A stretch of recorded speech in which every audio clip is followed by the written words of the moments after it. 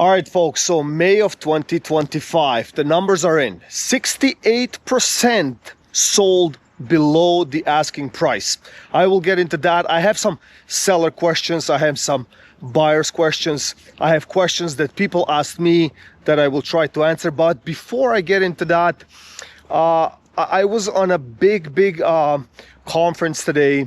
It was finance, it was bank related.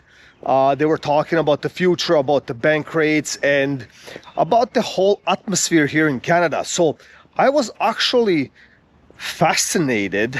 I will not share the conference or where it was or any names or anything like that.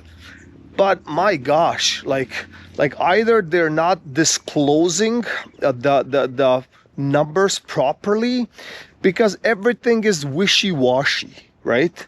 And that particular person that was on the stage that everybody looked up to, right? The analyst, right? Like when they asked him, they said like, look guys, I do not want to gloom and doom, right? Because what if it gets better than what I'm gonna tell you? And then he made a joke about it and he kind of left it at that. And I'm looking, I'm like, hold on a second, what are you talking about, right? So then another panelist came up and he was saying like, look, hold on a second, we're doing great, you know, in other parts, in other provinces like Calgary, like Edmonton, like Halifax. We're having a little bit of a hard time here in Ontario and in British Columbia. However, everywhere else we're doing fine. So I said, hold on, like I raised my hand, I'm like, look, so it feels like during that time, the demand was pushed forward during the pandemic. Like everything was fast-paced and was pulled forward. And then when people realized that they had enough and some people exited, they were looking for other venues or other real estate markets so that they can buy it maybe in cash, or maybe they can exit the huge hurdle and debt ratio, right? So they just went, and I raised my hand, I asked the question, I'm like, isn't those like Calgary, Edmonton, and those real estate markets, aren't they fueled primarily from us here in Ontario and British Columbia? And I didn't really get any answers, right? And then the other panelist, I raised my hand again and I asked, right? Like in a room full of like, there was like probably 300-400 people. I asked them straight up, I'm like, hold on a second. How about removing the stress test, right? And the entire room started applauding. And they're like, oh my gosh, like that would give so much more, right? Like so much more leverage to a buyer or to a consumer or first-time buyer or something like that, right? But the answer was nor a yes or nor a no, but it was pulling towards a no, right? Like it was like, we need to have that buffer in place because that's what we need to have. And I understand, I mean, banks are in business as well, like, right? Like they need to have that threshold of security. Now, you know, for the future predictions and stuff like that, like they're saying, it's still a little bit tough and there's pressure and whatnot and so much uncertainty, even though they don't like to use the word, right? Like they don't say uncertainty, but they say maybe, right? And when they use the word uncertainty, I'm like, okay, so can you give us some concrete, however, numbers, right? However, now, when we were looking at the statistics, 68% in May sold under asking. So what does that mean, right? So 68 out of 100 homes sold below asking, right? So two problems. One, either they were priced way out of proportion, which happens all the time, and I'll get into that in a second, or they were negotiating and these buyers cracked on them because these sellers could not take anymore. And today, this morning, I went on a listing presentation. I did everything fine. I lost it, right? And today was the follow-up, right? So I lost the listing, right? So I asked straight up. I'm like, look, why did I lose this listing? Just tell me. It's okay. I got thick skin. Just tell it to me how it is. And they told me straight up. They're like, look, your comparative market analysis was very detailed and was fine. However, your numbers are not coming in what we wanted. I'm like, okay, hold on a second. So the exact number was around 1.2 and a quarter, right? Like that's the spot.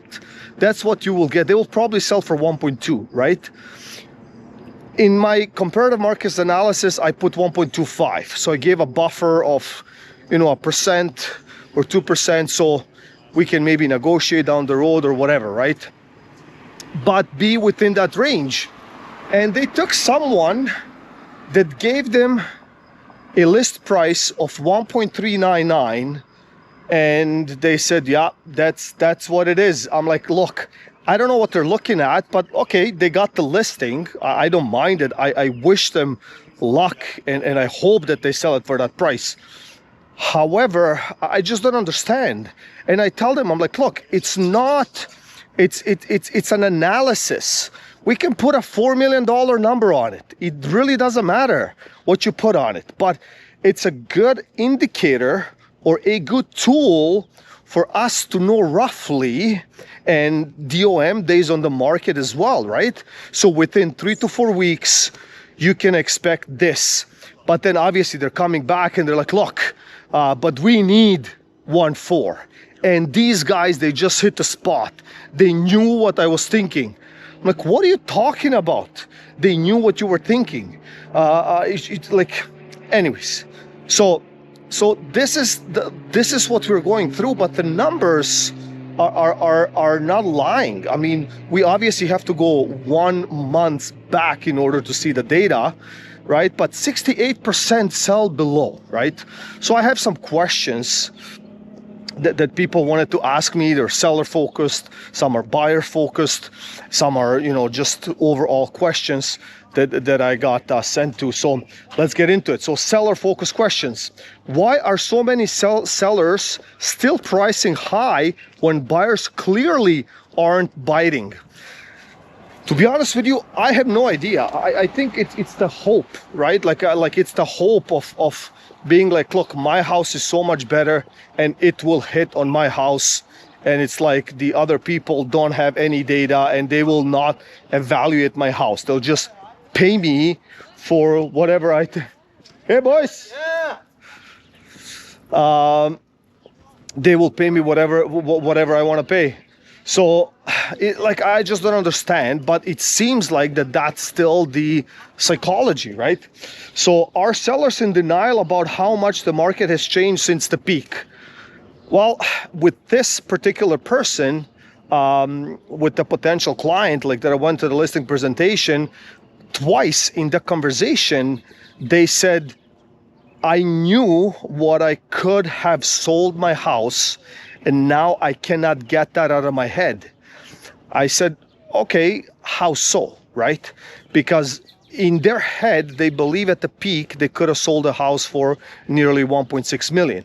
So they are reducing the price from the 1.6 in their head down to 1.3 or 1.2 or whatever. So in their head, they're imagining that they're losing $400,000. Yes, they are losing, but this is the time in the market or around the market or the time to pull the trigger or not. However, this is the market value today.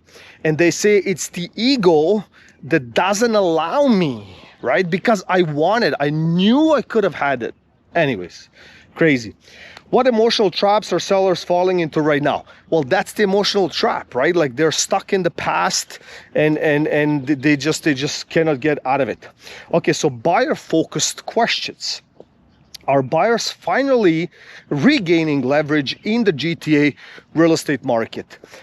I think yes, they are, because obviously the inventory is skyrocketing and there's so much more to choose from. However, if a property is priced properly, and if it's a more of a unique property, right? Corner lot, specific community and stuff like that, those properties will sell if they're priced right, unique, specific, right? So there's not much leverage there. However, the price has been adjusted already from a professional realtor. So it is what it is. Either you buy it or you don't buy it, right? How are buyers using the data 68 below asking for negotiating even harder? Absolutely, they're using, right? Like, you know, their agent is using it. They're using it. They're trying to explain to their buyer, realtor, or whatever. Like, look, like this is the data, and yes, that's a tool because it's a fact. It's a concrete fact that you can use. And some people even told me they were sending my videos to some other people. So they say, look, like check this out, right? So anyways, what strategies are working for buyers right now in a declining price environment? Well, I mean, the strategy, well, I think the best strategy is like if you want to buy, but you don't have to buy. It's amazing, right? Like, I mean, you have so much more leverage. You can play a little bit. I mean, like, look, if you're negotiating like on $1 million home and you're putting down like, you know, 650, it might work. I don't know, but I cannot see it work, right? Like, I mean, there's still negotiating power, but you also have to be patient as a buyer as well. So it's a two-way street down here, right? So how long will this buyer advantage last before inventory adjusts or rate change again? So on this meeting today, as per claim, they don't know it 100%, but as per claim, they're saying that there will be another 2 bank rate drops of small 0.25% till the end of the year. If that's true or not, we don't know. We'll see. They have to adjust on that, Bank of Canada. But look, there's time. Like let me tell you, like there's time. If you're in no hurry, you're in no hurry. Like there's definitely time for you to find the property for the right market price, 100%. So market psychology. What does 68% sale below asking rate tell us about confidence in the market? Well, look, I mean, like it is very simple. Like people still want to buy, but they don't want to pay the full price, and nobody wants to be over leveraged. So everybody has to find that sweet spot at the end of the day. I mean, that's what it comes down to. And yes, there's definitely advantages being a buyer. And as mentioned, if you do not have to buy, that's the best case scenario, 1000%, right? So be patient, grind these deals. There's lots to find out there. Okay, this one is interesting. How does it compare to previous downturns like 2017 and the 90s? So the 90s, I personally don't know. I did not trade in the 90s. I know so many stories. I talked to so many people. I know a lot about the 90s. I kind of studied the whole process. I think it feels the same like the 90s. However, I think that the new generation is not aware, right? It's not aware how bad it can get very, very quickly, because these people that have experienced the 90s, they know that, you know, the markets can flip on a dime. You can lose your job on a dime. The economy can turn on a dime, right? And the new generation, the internet generation, doesn't believe so, right? Because they're overwhelmed with all this information, and they always think that there's a way out. And, you know, all these old grandpas and grandmas are out to lunch and they're just talking nonsense and all of that stuff. And, you know, the economy will figure it out on its own. But they have never experienced a downturn yet from the 90s. Now, let's get to 2017. because it was a little downturn there, right? So 2017, 2018, and it does feel similar. However, it was quick. Like it felt it lasted for a 2-3 quarters, and then we bounced back very, very quickly. But it came in and it came out, right? Like that fall was very quick. But now this time around, it feels draggy. It feels like it's never ending. The uncertainty, there's so much chaos. People are dipping into savings and death, and now obviously the political situation and geopolitical situation, it's definitely different, right? So at that time, you know, in the 17 and 18, we dealt only with 1 or 2 issues, and today we're dealing with 22 issues. So things are completely off. On top of that, behind us, we left the peak market of ultimate peaks ever recorded, right? So once you go from a peak, and as soon as you declare something being a peak, that means you're falling, right? So we are definitely in a falling market. All right, so now deeper questions. Would you lower your asking price by $100,000 to get out now? So this is a question that is a deeper question. I asked you know, obviously the sellers and stuff like that. I'm like, look, you're priced here, but if you dropped it by 100K, is it good enough? And most people say no, I'm not ready for it. And when I ask why, they say I'm not ready for it because I need the money. Like I need to pay off X, Y, and Z, and then they go into the story. I said, I get it, but in order for you to sell, period, roughly you need to drop 100K. So most people are not okay with dropping the price. If you were selling in 2025, would you price low to attract offers or aim high and wait? Well, I just told you the story that like right now it happened today. I guess people are not ready. People are not ready to price it where it is. And I remember those years, like, you know, in 2013, 14, 15, whatever, right? Like you would price it and that's why you get paid. You get paid to get the most amount of money, to do your homework, to do the analysis, and to sell that house for the maximum value, right? So, you know, I don't know what to tell you. I mean, like now, like I think guys, they just want to list high. And by doing that, by the way, you're selling everybody else's house. Imagine everybody around here lists for $2 million, which is crazy, let's say, and then we listed 1.7, which is market value, right? So we're gonna sell probably within a month, and everybody else is trying to compete at $2 million, which is unrealistic. So it doesn't make any sense whatsoever.